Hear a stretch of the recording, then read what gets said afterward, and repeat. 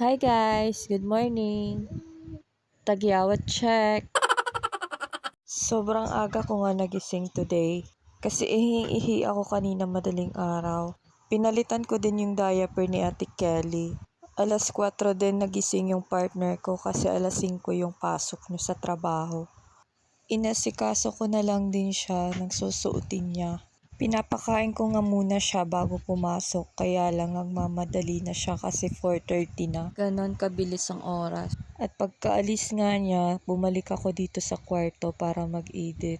At dahil sa kabo-voice over ko, nagising si Tisha. Naglaro agad at humingi ng gatas. Maaga din to nagigising eh. Ayan, tinutopak pa nga. Video muna namin today ang i-upload ko kasi hindi pa ko tapos mag-edit. Ang hirap pala mag-voice over. At ito si Ate Kelly tulog pa. Pinapatulog ko nga sana si Tisha pero bumangon ulit para maglaro kasi maliwanag na. Lalabas kami saglit ng bahay at magpapaaraw. Pero babalik kami kagad kasi baka magising si Ate Kelly. At ayan, nandyan na nga kami sa labas. Ang ganda ng araw. Minsan lang kami makapagpaaraw kasi palaging puyat. Minsan naman maulan o kaya may sakit ang mama.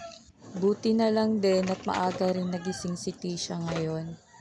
Mostly kasi tanghali na silang nagigising ng ate niya. E paano ba naman hating gabi na natutulog or madaling araw? So ayan, naglakad-lakad na rin ako. Habang nag-voice over ako, dito si Tisha na tumatawa. Pinagtatawanan ako. Karga-karga ko kasi siya.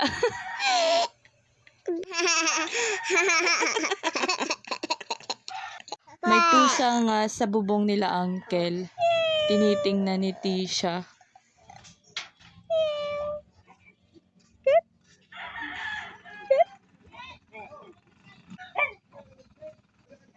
Hindi rin nagtagal, bumalik na kami sa bahay. Baka magising na si Kelly Ann. Binihisan ko nga pala tong makulit na to. Kasya na sa kanya yung mga damit ni ate niya. Sigurado't magagalit na naman ang ate niya mamaya. Sasabihin na naman, that's mine! No!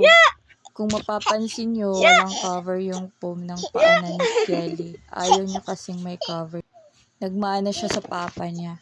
Ito naman si Tisha, nakikipaglaro sa akin. Tamang kulitan lang. Pero kahit maingay kami, hindi nagigising si ate niya. Puyat kasi. Nakita na naman ni Tisha yung pang-magic ng papa niya. Pinaglalaroan na naman niya. What is that? Pasensya na guys sa boses kong pandigma. Yun lang muna. Salamat sa panonood. Bye!